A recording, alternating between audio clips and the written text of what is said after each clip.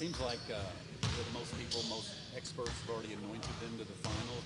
Do you ever embrace that underdog role, or does it bother you to hear talk like that? Or? Well, I think the first thing that coaches has talked to us about is trying to minimize listening to that stuff at all. And the last two series we were supposed to, cruise through the last two series, and we were the higher seeded team and everything like that. And there were two very difficult series. So now when the roles are flipped according to the media, um, I don't think that means anything except for we got to go in and be ready to play the games just like we were in the last two series. Mano said that obviously you're not going to stop everything that they do, but y'all have to make sure y'all follow the rules. What are the rules? Well, I mean, it's very similar to Houston. I consider them, a better version of what Houston does, where you want to get out and run, have a lot of guys that can score the ball as a team. They're, one of the best teams ever, I guess, scoring the ball. The biggest thing is going to be stopping their transition and from them getting easy threes and easy layups. Similar to what we did in the Houston series is if they're hitting threes and they're getting fast breaking opportunities and we're turning the ball over, things are going to be a lot easier on them than if we make them score 5-on-5 against our contested defense. David, obviously one of the biggest advantages that you guys have in this series is your bench. You guys have a stronger bench. Is that something that you guys are going to try to exploit? Well, of course, the game will determine that, and coach will make those decisions on what we do. But we've been a team that all season long has utilized all our players in different situations, and I think, like you said, it's one of our strengths. Is that we're deep and that guys can fill in for one another, and so yeah, we'll try to use that to our advantage as much as we can, and continue to. Everybody will be ready and ready to contribute in the series.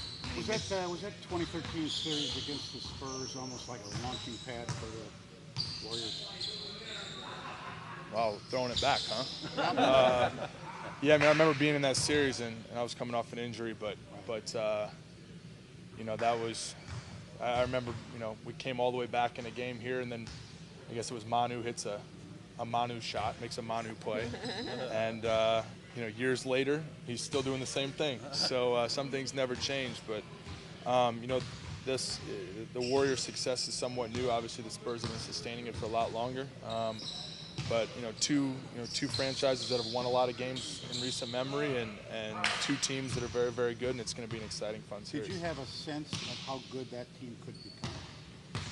Well, yeah. I mean, I think that you look at the potential of situations, and if guys continue to get better and better and things like that, and stay injury free, and just because there's the potential for it to be there. I mean, look at a team now like a Utah, and you kind of see the same thing where they have a lot of the pieces moving forward that could be really good. But just seeing that all come together, things can work out a million different ways. And for us with the Warriors, it eventually gave us a championship, and that was a really exciting time. And now they've that team is very different than they were 2 years ago when I was there, but obviously still very successful. Any mixed emotions from you heading back there? No, I try to keep things as simple as possible. I mean, it's a building and an environment, a lot of people out there that I'm very familiar with, keep in touch with some of the guys on their team still. With that being said, they're competitors. I'm a competitor. Guys on my team here with the Spurs are competitor. And by my team, I didn't mean my team, but I just meant the current team I'm with are competitors. And we know it's going to be a highly contested series and a series where both teams are playing hard and trying to get wins. Word is, David, Wes is helping them kind of scout the Spurs. Are you helping these guys with the Warriors? No, Coach Popovich determines that. And like I said, a lot of the stuff that they do, with having KD versus 2 years ago when I was there, having more typical lineup with a Bogut and guys like that in there, is completely different. So the thing with this series, with the amount of basketball we played this year, I'm not sure there's a whole lot of secrets with what they're doing and what we're doing. I mean, it comes down to execution of the game plan, and both teams are going to be trying to do their best at that. This time the other teams are the big favorite. You guys are the decisive underdog. But psychologically, you guys doing what you did the other night to win without Tony and then Kawhi, obviously a late stretch. What does that do for you guys? Psychologically going in against a team that's heavy favorite. Yeah, I mean, once again, I think all that is good storyline leading up to the games. But once we get on the court, we're two teams that won over 60 games this year, and a lot of people see them as the favorite. But more than anything, we got to go out there and play the game, and that's why you play a 7-game series. and we know they're a very good team and have a lot of respect for them, and I believe they respect us without putting words in their mouth. And so yeah, it's going to be a fun series. But once all that's fun media play and fun lead up and everything like that. But once the game starts, we're going to be locked in trying to get a win just like any other series. Everybody talks about their offense, but you talk a little bit about their defense. A lot of times it's overlooked. Yeah, their defense is with all the 3-pointers and all the dunks and stuff. You kind of overlook their defense sometimes, and they're a team that really scrambles well and is very interchangeable with a lot of the pieces they have. Obviously, Draymond's the leader of their defense and does a great job for them, similar to Kawhi anchoring our defense. So, a very good all-around defensive team that scrambles a lot, creates a lot of turnovers, creates a lot of havoc, and that's how they like to get out and get a lot of points off of that. David, without Tony Parker out there and with potentially a rookie starting for you guys at the point guard position, is there any concern there? How do you guys approach that? Well, Tony's a huge piece of this franchise and of what we did all season long.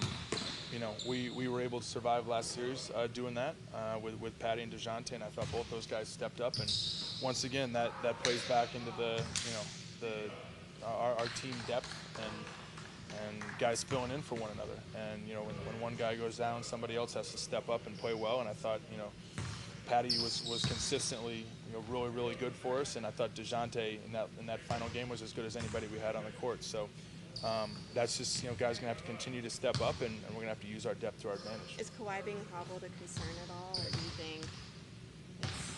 do you think he's fine? You'd have to ask Kawhi that question. You close to Draymond. I mean, you preparing these guys for some of the trash talking that he's gonna do. I mean, I am Draymond and I are friends. With that being said, on the court is a business thing, and it's it's similar to playing a Patrick Beverly, a guy that's gonna talk a lot and get his team going, and that's he's the vocal leader of that team and is very effective at that. So I think we take our Spurs approach as usual, and that's to be businesslike on the court and to focus on what we have to accomplish. You almost have to hold yourself back from trash talking too. No, that's not my game. That's not my game. So and I'll do a little celebrating after an and one or a dunk or something, but that's not my game. That's more his game than mine. David, you've been in the league obviously a long time. You've seen players come and go. DeJounte, how good is that kid going to be? He's already pretty good. Yeah, he's really good. The thing I've been most impressed with this season with him has just been his attitude. I mean, he's had times where he hasn't played, times he was in the D League, he got hurt. A lot of kind of pitfalls, for a rookie a lot of guys that get very frustrated and get down and start pointing the finger and complaining why they're not playing. Instead, his answer to me, I've always kind of checked in with him and hey, everything good? And he's always said, yeah, man, my time will come. And I'm not sure if he knew that would be this year or in the future, but he's stepped up big for us, and just really proud of him as obviously what he's done on the court, but also how he's handled himself off the court. And I think that as much as anything else matters moving forward on how good you're going to be.